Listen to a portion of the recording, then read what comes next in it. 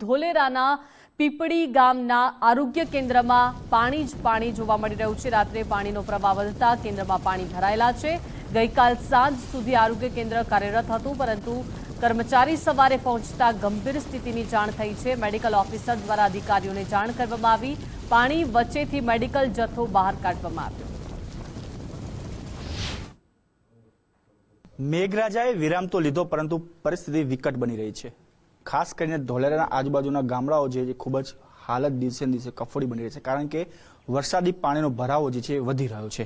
હાલ અમે ઊભા છીએ પીપળીનું આરોગ્ય કેન્દ્ર, જે ગઈકાલ સાંજ સુધી કાર્યરત હતું, પરંતુ રાત્રે અચાનક પાણીનો ભરાવો થતાં જે આરોગ્ય કેન્દ્ર છે હાલ બંધ કરવાની ફરજ ઊભી થઈ છે। જે પ્રકારના દ્રશ્યો હાલ જોઈ શકાય છે કે અંદર બાઇક હોય, ગાડી કે એમ્બ્યુલન્સ, તમામ લોકો જે છે એ પાણીમાં ફસાયા છે। અહીંનું જે કર્મચારી છે તેમનું કહેવું છે કે ગઈકાલે આરોગ્ય કેન્દ્ર કાર્યરત હતું, પરંતુ રાત્રે પાણીનો ભરાવો થયો, જેના કારણે હાલ બંધ કરી ફરજ ઊભી થઈ છે।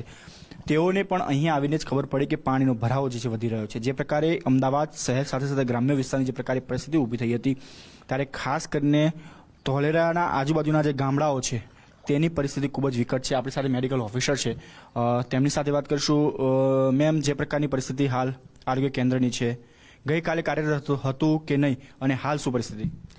હું doctor Arpita Patel, medical officer Pipli તરીકે ફરજ બજાવી રહ્યું છે। કાલે 7 વાગ્યા સુધી કાંઈ જ પાણી હતું નહીં પીપળીમાં, અને કાર્યરત જ હતું।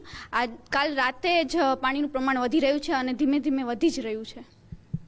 અંદર પાણી વચ્ચે તો મેડિકલ જે જથ્થો છે, તેમાં દવાઓ છે, એને પણ નુકસાન થવાની શક્યતા કરી? હા છે, જો થોડુંક વધારે પ્રમાણ વધ્યું તો અમારે અંદરથી બધું જ વેક્સિન છે, દવા છે, બધું જ બહાર કાઢવાની જરૂર પડશે।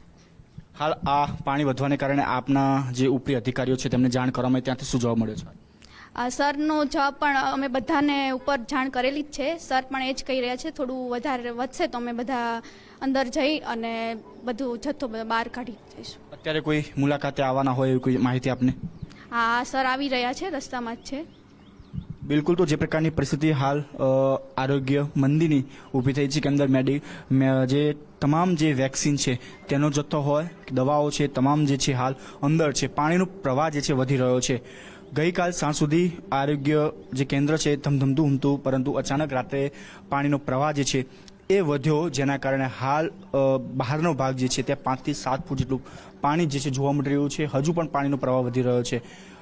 મેડિકલ ઓફિસરની પણ જાણ કરવામાં આવી છે, એ પણ થોડાક સમયમાં અહીંયા પહોંચશે, અને જો જરૂરિયાત પડશે તો તમામ જે દવાનો જથ્થો છે તેને પણ બહાર કાઢવાની ફરજ ઊભી થઈ શકે છે।